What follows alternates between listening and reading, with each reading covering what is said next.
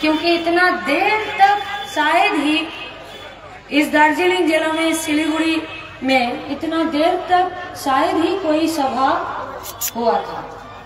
लेकिन आप लोगों का धैर्य, आप लोगों का बात सुनने का इच्छा और आप लोगों का बांग्ला बचाने के लिए जो उत्सुकता है, ये आज ये साबित कर रहा है कि बांग्ला को हम लोग मरने नहीं देंगे, हम लोग इसको जिंदा रखेंगे। एके आबार আমরা নিজেদের মাথা উঁচু করে দাঁড় করাবো। এরা চুরি করেছে, লুট করেছে, দুর্নীতি করেছে, চা বাগানে জমি বেচে দিয়েছে, চা বাগানের শ্রমিকদেরকে মিনিমাম ওয়েজ দেয়নি, তাদের জমির অধিকার দিচ্ছে না। প্রত্যেকটা দিন এই রাজ্য থেকে শয়ে শয়ে, হাজারে হাজারে, লাখে লাখে ছেলে মেয়েরা বাইরের রাজ্যে পড়ে থাকছে শুধুমাত্র দুবেলা খাবার জোগাড় করার জন্য। यही लोग, यही सरकार है जो 8,322 स्कूल का गेटों में ताला लगवाकर 22,000 दारू का दुकान खोले हैं। এরা ওই সরকারি গো যারা আমাদের চা বাগানের মেয়েগুলোকে বাইরের রাজ্যে পাচার হয়ে যাবার জন্য রাস্তাতে গ্রিন কার্পেট পেতে দিচ্ছে। এরা তো ওই যারা নদী, জঙ্গল, পাহাড়, জল, আমাদের জমি सब किचु के माफियाদের हाथे तुले दिच्छे। सीने में हाथ रखकर बोलिए ना, ये पूरा नॉर्थ बंगाल का जितना भी नदी है वहां पर যদি বজরি পাচার সরকারের নাকে ডগাই না হয়, এই উত্তরের জেলাগুলোতে এত বড় বাঁধ বিপর্যস্ত বন্যার ক্ষতি হয়। क्या हुआ? जंगल का अंदर का जमीन आज कॉर्पोरेट लोगों के सामने बेच दिया गया। आज जंगलेर चीता, जंगलेर हाथी एरा सब বাইরে চলে আসছে আর মানুষে আর জন্তুতে সামনাসামনি লড়াই হচ্ছে, মানুষ মরে যাচ্ছে। के बाँचवे? लेकिन सवाल यहाँ पर नहीं है, सवाल है दूसरे जगह पर कि जो लोग बोले थे कि तृणमूल को थोड़ा सा टाइट देंगे और तृणमूल को अगर यहाँ से उत्खात करार आछे ताहले बीजेपी के भोट दाओ। उत्तरेर জেলাগুলোর মানুষ দু হাত ভরে बीजेपी के आशीर्वाद করেছিল, समर्थन করেছিল, विधानसभा भेतरे छिलो। लेकिन 70 गो बीजेपी का माई का लाल का हिम्मत नहीं हुआ तृणमूल का चोरी को रोकने का। हुआ हिम्मत? 100 दिनेर काजेर टाका लूट करा থেকে बीजेपी तृणमूलকে বাধা দিতে পারলো? বিধানসভার ভেতরে ছিল তো এতগুলো এমএলএ। নদী, জঙ্গল, জমি, আমাদের গোটা ট্যুরিজমকে কর্পোরেটদের হাতে বিলিয়ে দিল এই রাজ্যে তৃণমূল कांग्रेस सरकार। बीजेपी का हिम्मत नहीं हुआ तू शब्द करा। आज तृणमूल, काल बीजेपी। नहीं, ज्यादा बोल दिया ना। सकाले तृणमूल, बिकेले बीजेपी, बिकेले तृणमूल, सकाले बीजेपी। ব্রাশ করার আগে তৃণমূল, ব্রাশ করে কুলকুচু করে জিভ ছুলে নিয়ে বিজেপি। যারা বাদরের মতো এই ডাল থেকে ও ডাল গেল তাদেরকে বাধা দিতে পারলো? পারলো না। पूछिए इन सवाल। আমাদের দুটো প্রশ্ন बीजेपी কর্মীদের কাছে আর তৃণমূলেরও কর্মীদের কাছে।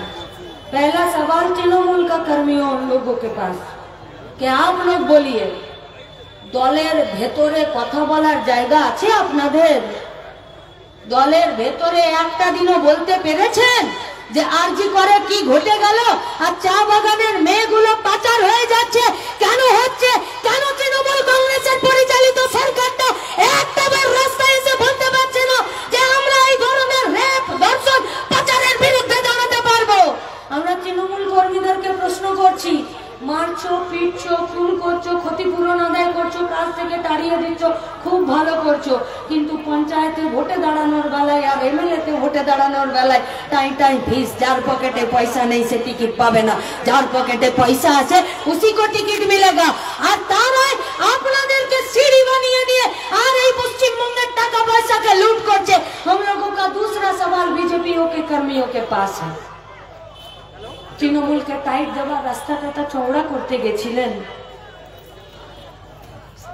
আরে 2000 কর্মী যদি আমাদের মরেছে, 2000 কর্মী যদি আমাদের ঘর ছাড়া হয়েছে, 2000 কর্মীদের বিরুদ্ধে যদি মিথ্যে মামলা दिए तो 20 गो कर्मी तो आप लोगों का भी पीटा है, 20 गो कर्मी आप लोगों का भी तो मरा है, 20 गो कर्मी के खिलाफ आप लोगों की भी तो 20 गो कर्मी के खिलाफ वो लोग झूठा केस दिया था, तो आप लोग बोलिए ना, আপনারা বলুন, আমাদেরকে বলতে হবে না।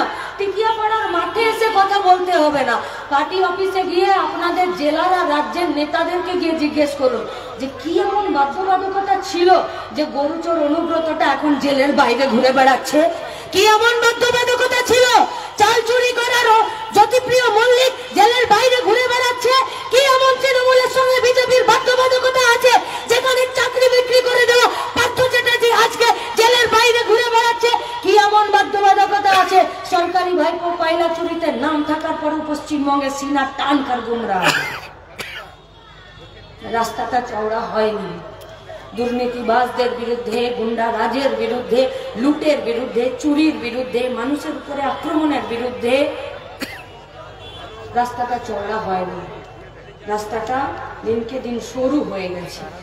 তাই আপনাদের কাছে আমরা এসেছি, এই মাঠে যারা বসে আছেন, যারা গতর খাটিয়ে খান, মাথা উঁচু করে বেঁচে থাকতে চান, পশ্চিমবঙ্গের বেকার ছেলে মেয়েদের মাথা উঁচু করে রোজগার করার জায়গা করে দিতে চান, আমরা আপনাদের কাছে জিজ্ঞেস করছি এই ধরনের রাজনৈতিক যে খেলাটা খেলছে তার বাইরে আমরা নিজেরা নিজেদের উঠে দাঁড়াতে পারবো তো? আমাদের বাংলা বাঁচাতে কি পারবো তো আমরা? আমাদের বুঝে বুঝে এই বাংলাকে বাঁচাতে, আমাদের বেকার ছেলে মেয়ে, আমাদের কৃষি, আমাদের শ্রমিক, আমাদের কৃষক, আমাদের পরিযায়ী শ্রমিক, আমাদের মেয়েদেরকে বাঁচাতে এই পশ্চিমবঙ্গের মাটিতে, গায়ে গঞ্জে, ওয়ার্ডে, বুথে আমাদেরকে দাঁড়াতে হবে, আর কোমর শক্ত করেই দাঁড়াতে হবে।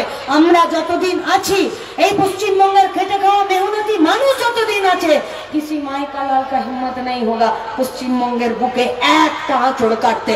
তাই বাংলাকে বাঁচাতে, শিলিগুড়িকে বাঁচাতে, চা বাগান বাঁচাতে, জল জঙ্গল জমির অধিকারকে বাঁচাতে আসুন সবাই মিলে আমরা রাস্তার দখল নিই, বুথে দাঁড়াই, আর এই গোটা পশ্চিমবঙ্গকে বাঁচিয়ে তুলি।